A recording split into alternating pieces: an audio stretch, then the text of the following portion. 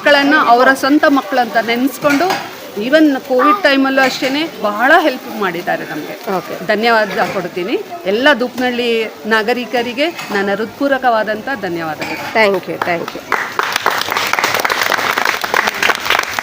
ಸರಿ, ಇವಾಗ ನಮ್ಮ ಜೊತೆ ಕರ್ಗಟ್ ಟೀಮ್ ಅವರು ಇದ್ದಾರೆ. ಸೊ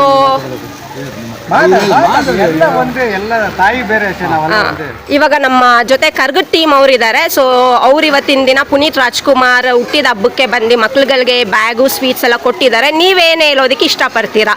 ಯಾಕೆ ಈ ವರ್ಷ ಈ ರೀತಿ ಇಷ್ಟೊಂದು ಗ್ರ್ಯಾಂಡ್ ಸೆಲೆಬ್ರೇಷನ್ ಮಾಡ್ತಾ ಇದ್ದೀರಾ?